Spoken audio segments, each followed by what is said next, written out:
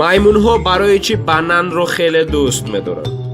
дар муҳитҳои гуногуне ки маймунҳо зиндагӣ мекунанд, аз ҳар гуна хӯрокҳо ғизо мегиранд. баргҳо, сабзавот, тухмҳо ва ҳашаротҳоро истеъмол мекунанд. аммо аз ҳама хӯроки дӯстдоштаи онҳо банан аст.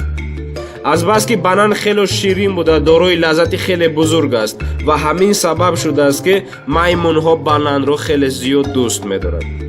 маймунҳо мисли одамизод хӯрокҳои болаззатро дӯст дошта истеъмол мекунанд. чӣ хеле ки одамон мехоҳанд ҳамеша ғизоҳои дӯстдоштаи худро истеъмол кунанд, маймунҳо низ ғизоҳои болаззатро тарҷиҳ мекунанд.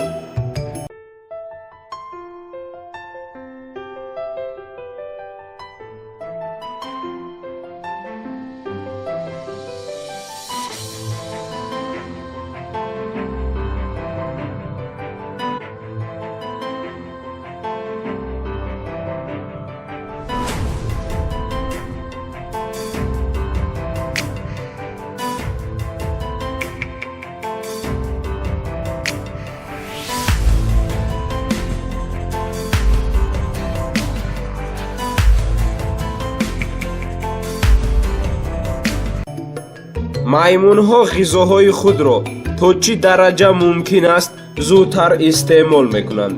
сабаб дар ин аст ки онҳо намехоҳанд ғизоҳои худ аз тарафи дигар маймунҳо рабуда шаванд. баъзан маймунҳо хеле бад шуда метавонанд ки ғизоҳои якдигарро медузданд.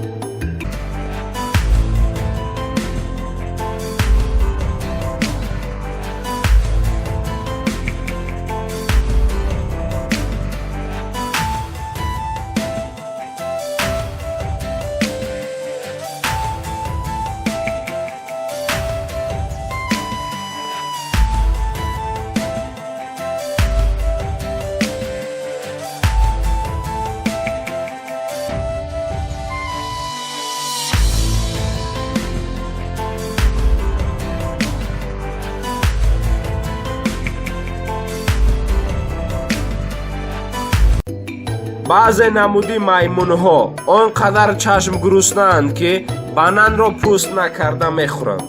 баъзе намудҳои дигар бошад пӯст карда меваи дарунаашро истеъмол мекунанд. пас аз ҳамин сабаб бананро дар замин ғелонда кӯшиш мекунанд ки меваашро аз пӯсташ ҷудо кунанд.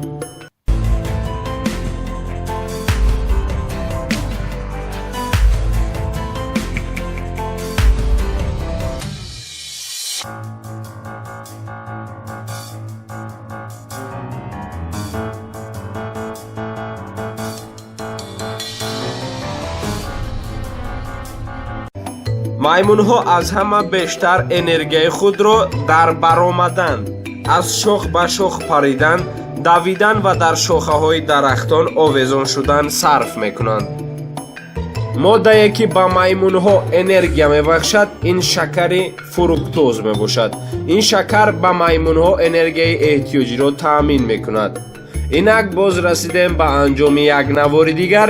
то наворҳои оянда шоду пирӯз бошед.